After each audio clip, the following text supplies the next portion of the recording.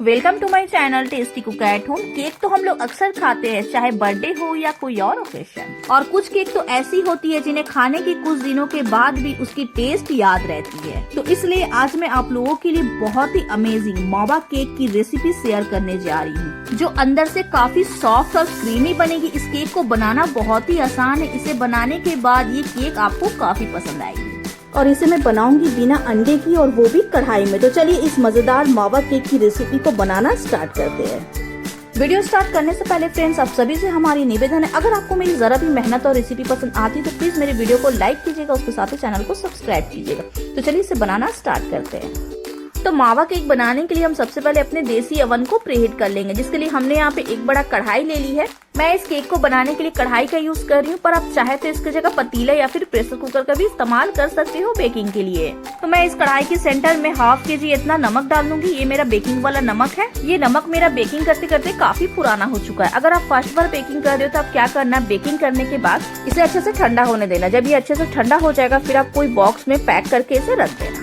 ऐसा करने से क्या होगा ना, आप एक ही नमक को बहुत बार केक बनाने के लिए इस्तेमाल कर सकते हो। तो नमक को आप पहले अच्छे से स्प्रेड कर दें, फिर इसके ऊपर मैं इस तरह के स्टैंड रख दूंगी। ऐसा स्टैंड तो सभी के घर में इजीली मिल जाती है। तो अगर आपके पास ऐसा स्टैंड नहीं तो आप इसकी जगह कोई छोटा प्लेट भी रख सकते हो। अब मैं इसके ऊपर ढक्कन लगा दूंगी। इसे मैं कम से कम 10 से 15 मिनट के लिए मीडियम फ्लेम पे प्रीहीट होने के लिए छोड़ दूंगी। जब तक ये प्रीहीट हो रहा है तब तक मैं केक की बैटर तैयार कर लेती हूँ। तो मावा केक की बैटर बनाने के लिए आपको यहाँ पे बड़ा सा एक बोल ले लेनी है।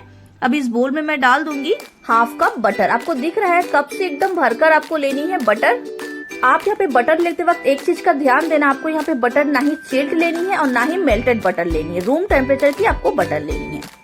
यहाँ पे आप बटर की जगह वेजिटेबल ऑयल का भी इस्तेमाल कर सकते हो। फिर मैं इसमें डालूंगी powder sugar 1 cup plus ½ cup. तो टोटल मैंने 1.5 कप पाउडर शुगर डाली। और हाँ, अगर आपके पाउडर शुगर में लम्स है तो आप इसे छान कर डालें। अब मैं इसे बीटर से फेंटूंगी। पहले मैं इसे लो स्पीड में फेंटूंगी, फिर मैं हल्का हल्का इसकी स्पीड बढ़ाऊंगी।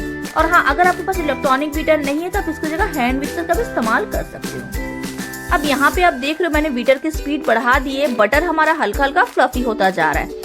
मैं यहाँ पे बीटर रोक कर इसे स्पैचुला से क्लीन कर लूंगी पहले। फिर से मैं इसे बीट करूंगी लगभग 2 मिनट तक, जब तक कि ये फ्लफी ना हो जाए। अगर आप यहाँ पे हैंड मिक्सर का इस्तेमाल कर रहे हो तो आपको टाइम थोड़ा ज्यादा लग सकता है, 3 से 4 मिनट लग सकता है ये फ्लफी होने में। तो लगभग मैंने इसे 2 मिनट तक फेंटी। आप देख रहे हो बटर का कलर काफी चेंज हो गया है। अब मैं इसमें ड्राई इंग्रेडिएंट मिक्स करूंगी। तो यहाँ पे मैंने एक छन्नी ले ली, इसमें मैं डाल दूंगी सबसे पहले मैदा 1 कप प्लस 1 कप। तो टोटल मैंने 2 कप मैदा लिया। और इसके साथ ही में मैं इसमें डालूंगी बेकिंग पाउडर 1 टीस्पून। इस तरह से आप उंगली से फ्लैट कर लें। और 1/4 टीस्पून, इसे भी मैं उंगली से इस तरह से फ्लैट कर दूंगी। तो टोटल मैंने 1 टीस्पून प्लस 1/4 टीस्पून इतना बेकिंग पाउडर डाली। अब मैं इसी के साथ ही डालूंगी baking soda 1/4 teaspoon plus 1/8 teaspoon. तो टोटल मैंने बेकिंग सोडा डाली है 1/4 टीस्पून प्लस 1/8 टीस्पून इतना। अब मैं इन सभी चीजों को अच्छे से छान लूंगी। तीनों ड्राई इंग्रेडिएंट को छान लेने के बाद इसमें फ्लेवर देने के लिए मैं इसमें डालूंगी ½ टीस्पून इतना इलायची पाउडर। मैं यहाँ पे मावा केक बना रही हूँ। अगर आपके पास मावा एसेंस है तो आप 1 टीस्पून इतना इलायची पाउडर को स्किप करके मावा एसेंस डाल सकते हो। मेरे पास मावा एसेंस नहीं है इसलिए मैंने इलायची पाउडर डाली है। अब मैं इसी के साथ ही इसमें डालूंगी 1/4 कप इतना दही। यहाँ पे आपको दही फ्रेश लेनी है, खट्टा दही का इस्तेमाल बिल्कुल भी नहीं करनी है। ये मेरा होममेड दही है। और साथ ही मैं इसमें 1 कप इतना मिल्क ऐड करूंगी।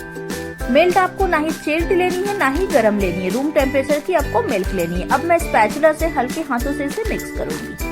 आपको यहाँ पे बीटर या फिर मिक्सर का इस्तेमाल बिल्कुल भी नहीं करनी है, स्पैचुला से ही आपको हल्के हाथों से इसे मिक्स करनी है।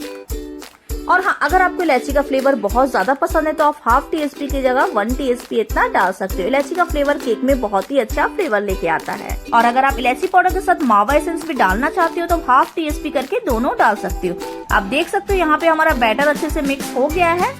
अब मैं इस बैटर को कुछ सेकंड के लिए साइड में रख के इधर मैंने 1/4 कप इतना रेंजेंस ले ली। इसमें मैं डाल दूंगी 1 टीस्पून इतना मैदा। आप यहाँ पे मैदा की जगह आटा का भी इस्तेमाल कर सकते हो। ½ टीस्पून प्लस ½ टीस्पून इतना मैंने मैदा डाली है। अब मैं मैदा को अच्छे से रेंजेंस में मिक्स कर दूंगी। आप कोई भी केक बनाते वक्त इसी तरह से ड्राई फ्रूट या फिर टूटी फ्रूटी डालोगे ना तो वो नीचे जाकर बैठ सकती है, इसलिए मैंने मैदा इसमें मिक्स की है। तो ये मैंने अच्छे से मिक्स कर दी है। अब मैं इस रेंजेस को केक के बैटर में डाल दूंगी। रेंजिन्स को डालने के बाद अब मैं इस मिक्सर में डाल दूंगी मावा। मैंने यहाँ पे हाफ कप मावा ली है। मैं यहाँ पे मावा केक बना रही हूँ तो मावा तो डालना बनता है। आप इस तरह से हल्के हाथों से इसे तोड़ ले पहले, फिर इसमें इस्तेमाल करें। तो मावा डालने के बाद मैं वापस से इसे मिक्स कर दूंगी। मैंने यहाँ पे व्हाइट मावा का इस्तेमाल किया, आप चाहे तो इसकी जगह ब्राउन मावा भी ले सकती हो। आप इस तरह से तोड़कर मावा डालना, ज्यादा इसे बारीक मत तोड़ना। अगर आप ज्यादा बारीक मावा तोड़ दोगे ना तो क्या है ना, खाते वक्त मावा आपकी मुंह में नहीं आएगी। तो इतना ही आपको तोड़नी है कि जब हम लोग केक खाए ना तो मावा आपकी मुंह में आनी चाहिए। अच्छे से आपको इसे मिक्स कर लेनी है ताकि जो खोया और रेंजिन से अच्छे से बैटर में मिक्स हो जाए सब तरफ। तो ये अच्छे से मिक्स हो गई है। अब मैं इसे टीन में डालूंगी। तो ये देखिए इसकी जो कंसिस्टेंसी है ना, ऐसा ही कंसिस्टेंसी आपको मावा केक के लिए चाहिए। अगर आपको यहाँ पे बहुत ज्यादा बैटर ठीक लग रहा है तो आप यहाँ पे 1 से 2 छोटे चम्मच इतना दूध ऐड कर सकते हो। तो इसे बेक करने के लिए मैं यहाँ पे बन टिन का इस्तेमाल कर रही हूँ। इसमें मैंने पहले से ऑयल लगाकर मैदे से डस्ट कर ली हूँ। मैं यहाँ पे 9 इंच का टिन इस्तेमाल कर रही हूँ। आप इसे बेक करते वक्त कोई भी टिन का इस्तेमाल कर सकते हो। अब मैं इसमें बैटर इस तरह से डाल दूंगी। पूरा बैटर मैं इस तरह से इसमें डाल दूंगी। ये केक बेक होने के बाद लगभग 1 kg की केक बनकर तैयार होती है। पूरा बैटर टिन में डालने के बाद स्पैचुला से आप इस तरह से इसकी ऊपर की ओर चिकना कर दें और फिर मैं इसे 2 से 3 बार इस तरह से टैप कर दूंगी। तो अब मैं इस केक को अपने देसी प्रीहीटेड अवन में बेक करूंगी। इधर हमारा देसी अवन को भी प्रीहीट होते हुए 12 से 13 मिनट हो गई है। अब मैं इसके ऊपर की ढक्कन हटाकर इसके अंदर अपनी ये केक वाली टिन को रख दूंगी। तो केक वाली टिन को कढ़ाई के अंदर रखने के बाद अब मैं इसके ऊपर की ढक्कन लगा दूंगी। और ये आपको दिख रहा है ढक्कन के ऊपर में इस तरह की होल की हुई है। ये स्टीम बाहर निकलने के लिए दिया रहता है। तो इसे मैं कवर कर दूंगी आटे से। अब आपको स्टार्टिंग में क्या करनी है, कम से कम 5 से 7 मिनट के लिए मीडियम फ्लेम पे छोड़ देनी है इसी तरह से इसे बेक होने के लिए। जब 5 से 7 मिनट हो जाती है फिर आप यहाँ पे फ्लेम को लो कर देना। लो फ्लेम पे कम से कम आपको इसे 35 से 30 मिनट लग सकती है बेक होने में। तो टोटल आपको टाइम लग सकती है 40 से 45 मिनट इसे बेक होने के लिए। जब 40 से 45 मिनट हो जाती है फिर मैं आपको दिखाती हूँ। और अगर आपको इसे अवन में बेक करना है तो प्रीहीटेड अवन में 180 डिग्री पे 40 से 45 मिनट के लिए इसे बेक कर लेना। तो ये हमारा मावा केक बेक हो गई है। इसे बेक करने के लिए हमें 50 मिनट लग गई है। अब मैं इसके ऊपर की ढक्कन हटाकर आपको दिखाती हूँ। तो ये देखिए प्रॉपर बेक हुई है हमारी ये केक। अब मैं इस केक के अंदर टूथपिक या फिर नाइफ डालकर आपको दिखाती हूँ। मैं आपको टूथपिक निकाल कर दिखाती हूँ। तो ये देखिए टूथपिक हमारे एकदम क्लीन आई है।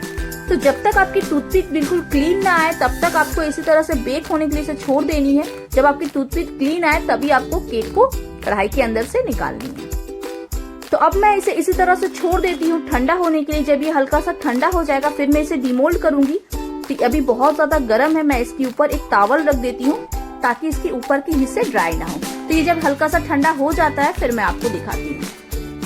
तो जब तक हमारा केक ठंडा हो रहा है तब तक मैं इसके ऊपर की आइसिंग तैयार कर लेती हूँ, जिसके लिए हमने यहाँ पे व्हाइट कंपाउंड ली है 1/4 कप इतना। जहाँ पे केक का सामान मिलता है ना वहाँ पे ये इजिली मिल जाती है। अगर आपके पास व्हाइट चॉकलेट नहीं है तो आप इसकी जगह मिल्क पाउडर भी ले सकते हो। अगर आप इसकी जगह मिल्क पाउडर ले रहे हो तो 1/2 कप इतना मिल्क पाउडर ले लेना। और मैं इसमें डालूंगी 1/4 कप इतना Amul fresh cream. Amul fresh cream की क्वांटिटी आपको सेम ही रखनी। अगर आप मिल्क पाउडर ले रहे हो तब भी आपको 1/4 कप ही डालनी है। अगर आप चॉकलेट ले रहे हो तब भी आपको 1/4 कप ही डालनी है। ओके, समझ में आ गई ना आपको। तो अमूल फ्रेश क्रीम आपको लेनी है 1/4 कप इतना। ये अमूल फ्रेश क्रीम मैं इसमें डाल दूंगी। अब आपको इसे क्या करनी है, माइक्रोवेव में जैसे हम लोग खाना गर्म करते हैं ना उस तरह से 20 सेकेंड के लिए इसे मेल्ट कर लेनी है। और अगर आप बोलोगे मेरे पास माइक्रोवेव नहीं है मैं इसे कैसे मेल्ट करूंगी, तो वो भी तरीका मैं बताती हूँ आपको। पहले आप गैस पर सॉसपेन या फिर छोटा कोई पतीला लेना, उसमें 1/2 पतीला पानी डालना। गैस ऑन करके गैस का फ्लेम मीडियम करके रखना। जब आपकी पानी में बॉयल आने लगेगी फिर उस पानी के ऊपर आप बड़ा कोई कटोरी रखना। वो कटोरी में आप चॉकलेट डालना, चॉकलेट को मेल्ट करना मीडियम फ्लेम पे। जब चॉकलेट आपकी मेल्ट हो जाएगी फिर आप उसमें क्रीम डालकर दोनों को मिक्स करते हुए मेल्ट कर लेना। फिर देखना आपकी चॉकलेट और क्रीम अच्छे से मेल्ट हो जाएगी। तो ये देखिए मैंने माइक्रोवेव में 20 सेकंड के लिए इसे मेल्ट कर ली है। और हाँ, अगर आप चॉकलेट की जगह मिल्क पाउडर से आइसिंग बना रहे हो तो उसे आप गैस पर मत चढ़ा देना चॉकलेट समझ के, नहीं तो फिर वो जल जाएगी। आप उसे इसी तरह से स्पून से मिक्स करोगे ना तो वो मिक्स हो जाएगी। अगर आपको मिक्स करते वक्त वो थोड़ा थिक लग रही तो उसमें 1 से 2 छोटे चम्मच इतना मिल्क डालकर मिक्स कर लेना। इसे माइक्रोवेव करने के बाद 1 मिनट के लिए मैंने फेंट ली है। फेंटने से इसमें और भी ज्यादा शाइन आ गया है। तो अब मैं इस चॉकलेट और क्रीम वाली आइसिंग को पाइपिंग बैग में डाल लूंगी। और इधर हमारा केक भी ठंडा हो गया है। इसके ऊपर से मैं टॉवल हटाकर इसे डिमोल्ड कर लेती हूँ। तो इसे डिमोल्ड करने के लिए मैं इसके ऊपर एक प्लेट रख देती हूँ। प्लेट को इस तरह से पकड़कर मैं इसे पलट दूंगी।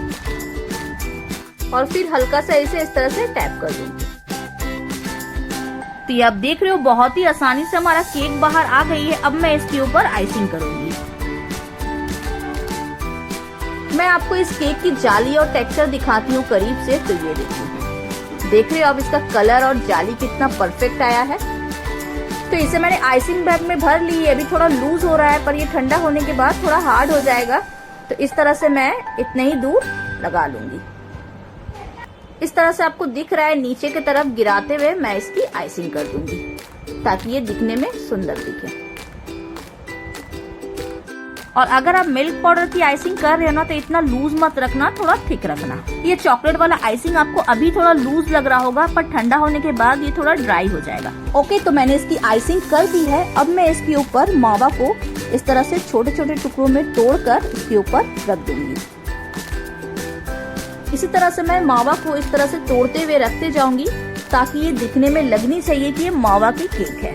और हाँ, आप मावा के साथ बारीक कटा हुआ ड्राई फ्रूट भी इसके ऊपर डाल सकते हैं, उससे भी ये बहुत ही सुंदर दिखेगा। पर मैं यहाँ पे सिर्फ मावा डाल रही हूँ। तो मैंने मावा से केक को सजा दिए। अब मैं इसके ऊपर थोड़ा सा डाल दूंगी इलायची पाउडर, बिल्कुल थोड़ा सा डालनी है, ज्यादा नहीं। और इसी के साथ ही मैं इसके ऊपर थोड़ा सा स्प्रिंकल कर दूंगी कलरफुल बीड्स से। ये बिल्कुल ऑप्शनल है, आप चाहे तो बारीक कटा हुआ ड्राई फ्रूट इसके ऊपर या फिर कलरफुल जेम्स से भी इसे सजा सकते हो। तो ये देखिए, सिंपल तरीके से कितना लाजवाब मावा केक हमारा घर पर बनकर तैयार हो गई है। तो ये देखो, आप लग ही नहीं रहा है कि मैंने इसे बिना अंडे की और बिना ओवन की बनाई है।